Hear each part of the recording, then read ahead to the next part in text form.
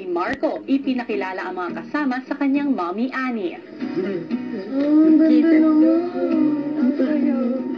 Andito po yung mother niya, tapos magsistay po dito. Sobrang masaya ako, kuya, kasi I'm sure he misses his mom na, kuya. Saan ako natutulog ngayon? Kasama ni Edward. Dito ang mga gamit ko. Hindi to sa akin, ha? Yun lang sa akin. Alam, nilagay mo ito, babe. Siya rin yung naglinis ng window sa labas, diba? Siya. Tapos sabi natin, I think that's why she asked. Kasi sana sabi ni Marco na yung mother niya nag-work as kalinis. Oh. He deserves this kasi nakikita ko po na dito po sa loob ng bahay, Marco is really doing his best. Dito yung living area kung saan kami natutulog lagi. When Marco was showing his mom around, we were all silent. And I asked the others if they were also thinking about their families, and of course we all were. Natutulog na. Laging tulog, no? Laging tulog. Masaya po si Marco. Talagang masaya siya. Poi cuciniamo qui noi, poi ho imparato a fare il riso. Cucinare il riso nostro? Sì, il riso. Poi cucino un po' di roba qua, laviamo. Noi stiamo qua. A volte la mattina siamo qua. Intindihan mo naman ano. No, a me mi manca parlare italiano, nakalimutan ko din. Poi qui è il bagno. Namimiss mo na? Sì, qua è il bagno. CR. Ho sempre pulito. Perché Kita mo lendo sa ipo? io a volte non sempre. Matapos ipakita ni Marco ang bahay, nakipagkwentuhan na ang ibang housemates kay Mommy Annie. Hi, Mom! Very good. Huh? Having a mother in the house, it's really comforting, especially because she bears resemblance to my mother. She reminds me of my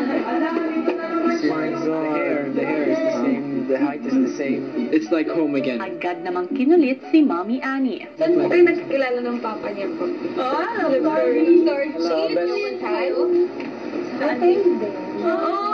Ano po natatrabaho po kayo? Hindi, nagtatrabaho siya dati, taga-linis. Pagkatapos yung best friend ng tatay ko, siya ang may-ari sa hotel.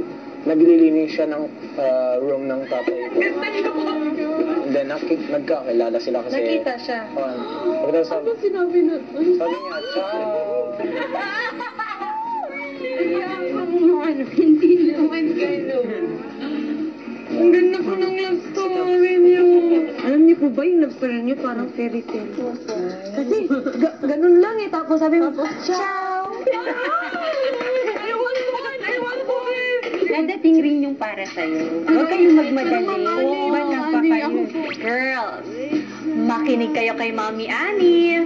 Ikaw na lang, mama namin ngayon. Yeah. Ang dami kong anak. Marami po anak. Marami po, ma. Ilang sandali pa, kumain na ng tanghalian ang housemates. Malakas mo sa kumain. Depende sa ulam. It's pasta. It's pasta. Walang ina po ang magkakatiis po sa kanyang anak. Sa TV lang nakikita. Ramdam na ramdam ko po yung pagmamahal ng isang ina po sa isang anak. Paantayin mo ngayon, hindi mo na ako pinapagalit. Gusto mo? Minsan yung paglalambing niya, pagbibiro, inaasar po minsan ako. Namimiss mo yata eh. Niloloko mo naman ako. Sa gitna ng kwentuhan, Guys, di ba dapat malinis yung mga kwarto? Ang gulo ng kwarto natin. Come on. Nagalit tayo ng kaplan. agad naman inayos ng housemate ang bahay para sa mga guests.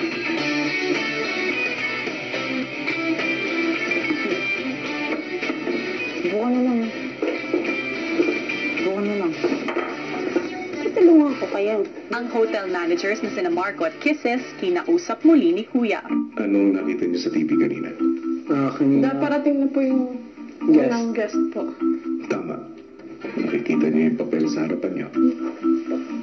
Guest performer, yung one girl. Then the second one, it's one health. What is My it? personality. Yan ay profile na magiging bisita niyo ngayong gabi. Okay po. So excited. Bilang head ng hotel, kailangan niyo paghandaan ang pagdating nila. Pagbalik sa mga kasama, agad na ibinigay ang assignment ng lahat. Mama, Sige, and then Christian, food. And then si Christine at si Ate Maymay, magiging sa laundry at plancha. Si Vibery na lang nasa reception. And then Edward and Young, it's clean. If we can help, mag-help tayo, pero pag meron ng trabaho nyo, yun ang una. Okay, so let's go, let's start. Sinimulan na nilang ihanda ang magiging kwarto ng kanilang guests.